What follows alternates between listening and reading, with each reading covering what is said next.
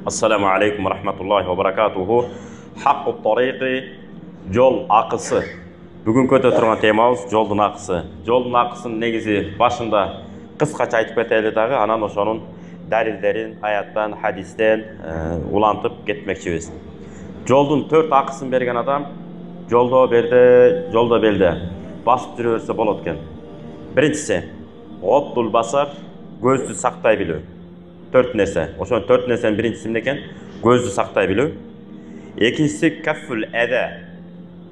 Адамдарга зыян бере турган нерселерди алып салуу. Мисалы тикенек болуп калышы мүмкүн, таш болуп калышы мүмкүн. Ошону текеберленбей алып койгонго битиңиз, ыкыласыңыз, адеп акылаңыз жооп береби, жооп бербейби? Кээ бир бар бөтөлкөлөрдү үрүтүп коюп кетиши мүмкүн. Ошону сиз алып туруп не кылып коесуз? Секин атайын таштай турган атайын урунага таштап коебуз. Ушул сыяктуу. Үчүнчүсү ратту салам. Саламга алик алуу. Салам берүү дебептир. Саламга алик алуу. Жолдо туруп эле, жолдон өтүп бараткан баарына ассаламу алейкум. Баягы ассаламу алейкум дей берсеңиз, бул да кызыктай экен да. Ошондуктан сиз жолдо жүргөн болсоңуз, жолдо басып бараткан киши токтоп турган адамга салам айтат өзү. Ассаламу алейкум десе, сиз мынтип мени тааныйсыңбы деген мынтип карабаш керек экен. Кээде ушундай адаттар бар, бирок алар жоюлуп калды, жакшы. Байкаштыңыздар беле? Кээде айылдарда ассаламу алейкум десең, мынтип тиктейт, мени тааныйбы, каерден көрдүм эле деген. Кандай анан жакшыбы деп болду ушул. Ва алейкум ассалам деп токтоосуз не кылышыбыз керек?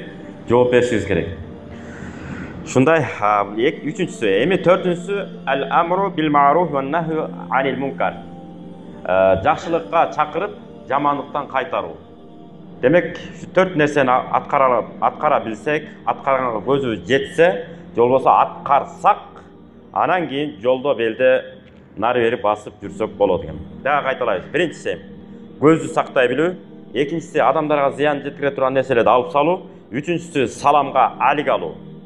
Саламга жооп берүү, же саламды кайтаруу деп кээде айтып калабыз, баягы сөзмө-сөз которгондо. Эч качан бир тилден эки тилге сөзмөсү которулбайт. Туура эмес. Баягы кандай колдонулат эл. Ошол терминде которуш керек экен да. Бизде эмне деп коет? Саламга алик алуу деп коет. Алик алуу дейт. Саламга жооп берүү дебейт да. Чакырганга жооп берүү деш керек. Ал эми саламга алик алуу деп айтабыз. Ассаламу алейкум, саламга алик алып койсуң дейт го. Салам айтсам, саламга да алик алганга жарабайсыңар деп коет. Ошон үчүн саламга алик алуу. Төртүнчүсү эмне экен? Жакшылыкка чакырып, жамандыктан кайтаруу.